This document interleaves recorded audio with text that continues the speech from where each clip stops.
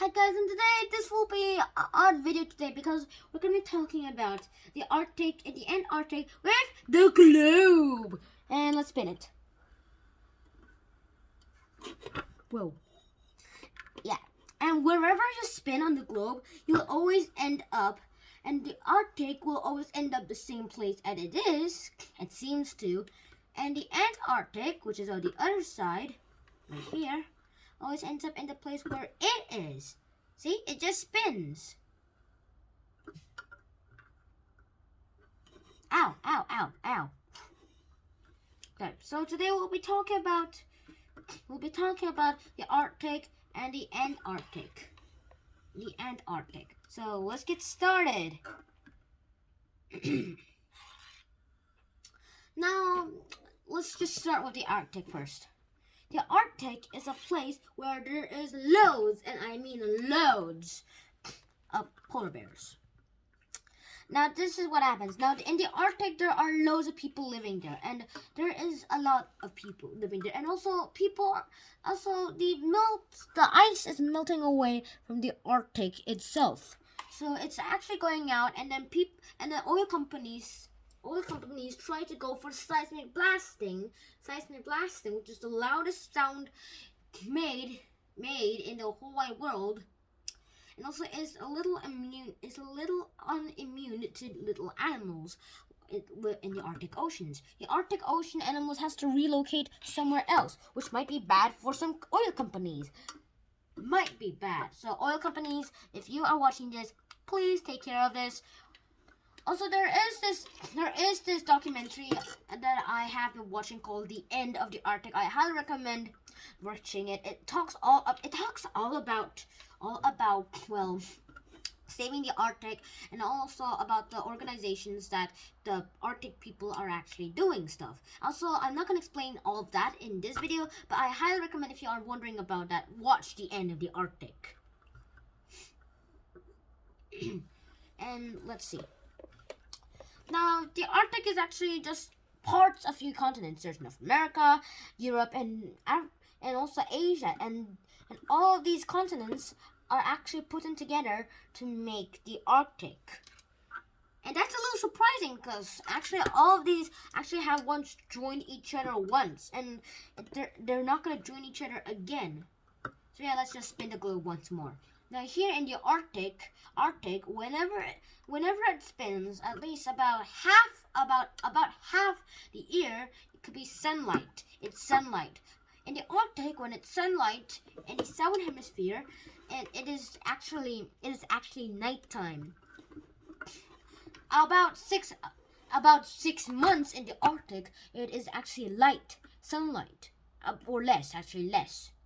However, for about 6 months, about 6 months in the Antarctic, at that time will be nighttime, which means I will have to wait 6 months until I can adjust my eyes to the sunlight, which is bad.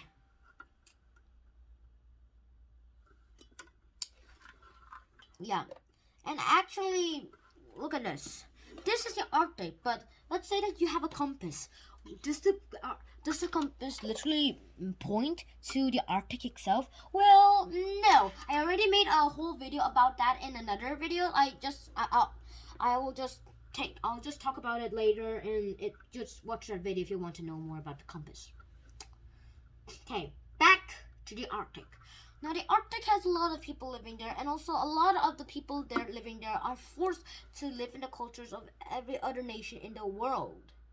And that's actually a bad thing to do for some Arctic people, actually. And I do not appreciate it.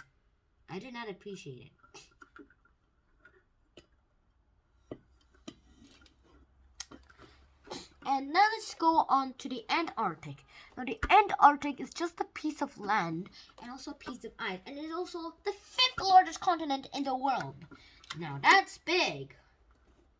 Now, the first continent that is the largest is actually, of course, Asia. It's the supercontinent. Then it's North America. I guess it's then South America.